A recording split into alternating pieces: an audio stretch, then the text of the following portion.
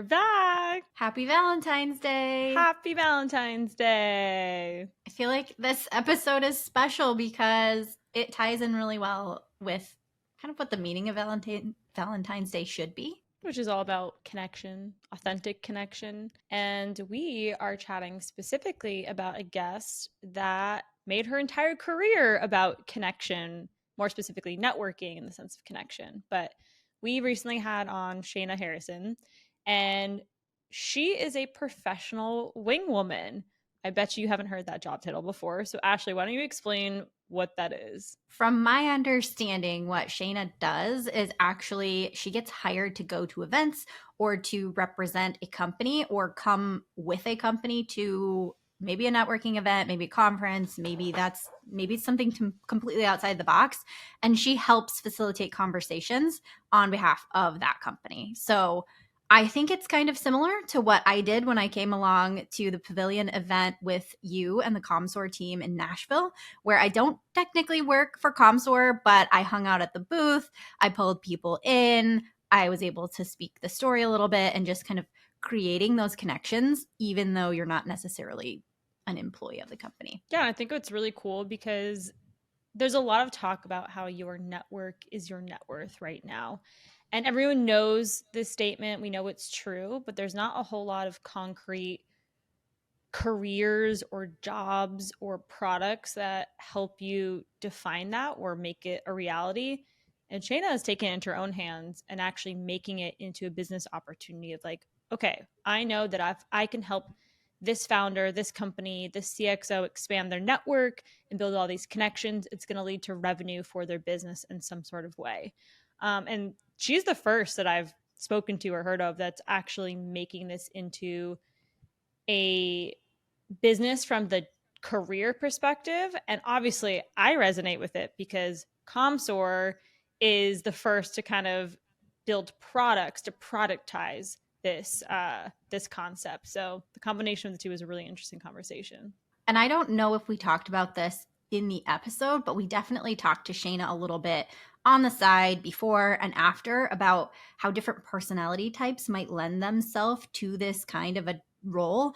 Because I think Shaena naturally found herself in these situations where she's very outgoing and loves talking to people. And she was just finding herself in that situation where she was pulling two people together that had something in common or had a common goal or maybe something that would help each person by knowing each other. And I think she took something that she's really good at naturally to turn it into a role. And she was talking about how some people are going to be really comfortable in that situation and other people might not be, which is why you may want to hire someone like Shaena to come along. If you take somebody with you and imagine you're having a booth or no booth, that someone like you, Ashley, who has that ability to strike up a conversation, and imagine if it's you, Katrina, like, have you met Katrina? She's doing this awesome stuff with Commsor. They're building Bronto. It's your like personal CRM. It's going to help you with warm referrals. Here I am selling, right? Like, I don't work for the company, but all of a sudden, you know, that maybe introverted salesperson can then continue the conversation. So since it is Valentine's Day and we are talking a lot about like connection and networking, if you had to pick a SaaS sales Valentine, who would you pick and what would your Valentine say to them? I don't know. I'm kind of thinking Katie Penner because she's the queen of gifting. And I feel like it would be easy to say, like, you're always gifting to other people. Here's a gift for you because we appreciate you. That's on the fly. I'm not sure if that would be great, but I feel like people who are often the gift giver don't usually get the gift. So I'd probably go with Katie. That's a nice one. Thanks. What about you? I would pick Melissa Gaglione because she's just a lovely person. And I would write her a nice little Valentine's poem. I think it would go something like, let's see, roses are red, violets are blue.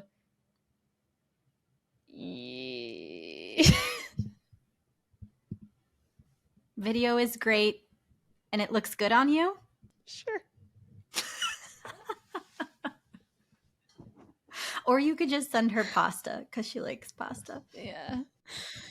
Okay, so going back to talking about building connections from a revenue perspective, I want to get into like why we think every seller should be leaning into this and doing it. I think the general idea is like If you build your network, the more contacts and relationships you have, the idea is the more leads you'll generate, whether it's through social selling or whatever other channel, warm intros, etc. And then ultimately the more sales you'll take. And obviously that's a vast oversimplification.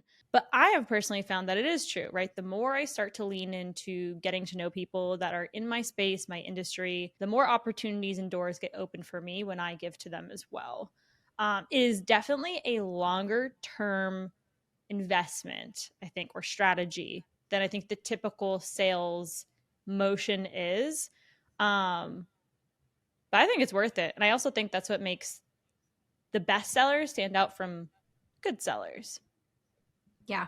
And I think an important thing to note is that it's not a replacement for traditional ways of selling. It's a yes and moment where the best sellers are thinking about the fastest way they can approach their territory and get meetings with people who've been, previously aware of the product or whatever that is. Like, you still do those things. You still may pick up the phone if you're into that. You may send cold emails, whatever actually works for your ICP. I know that there's debate, but like, really it's situational, right? Whatever works for what you are selling works, right? Or who you're selling to. This is a layer on top of that it is, I believe, sellers who are thinking about this, they're planting seeds that they're going to actually be able to sort of find I'm trying to think of a Valentine's Day pun here. It's not working. They're planting seeds they're going to sow later. Exactly. And that's the thing. It's like no one channel is dead, right? But that's why there's always the argument for an omni-channel approach when it comes to sales, because if you're putting all of your eggs in one basket, of course you're going to run out of whatever at the end of the day. But if you are investing in building your network and going to all these events or coffee chats or whatever it is, then when you pick up the phone and call someone that, oh, you met in person, that already turned that cold call into a warm call. And the likelihood of them answering and also speaking to you and booking a meeting just increased tenfold. And again, like, you're right. That's the argument. People are like, well, like, this has always worked for me. Well, guess what? Tech is all about innovation, and it is always changing. The landscape of buying, the landscape of selling. So if you're not trying new things, you're not going to hit quota and you're going to be left behind, and you're not going to generate revenue for your business. And this just is a newer, which actually it's kind of an older way that's been brought back, that's now new again, a way of selling. And I think it is incredibly important to incorporate this in your strategy, because people are craving kind of that human to human connection in the sales process specifically. So for Valentine's Day, if you want to send us a Valentine, you can just go listen to our episode, and that will make us very happy. And leave us a review. A nice review. Yeah, please. Don't hurt our feelings. Commsor is the complete suite of tools for teams looking to grow, activate, and engage their networks. If you enjoyed the learnings and banter in this episode, there's more where this came from. Follow Ashley and Katrina's Infinite Revenue playlist wherever you listen to your favorite podcasts. See you next time.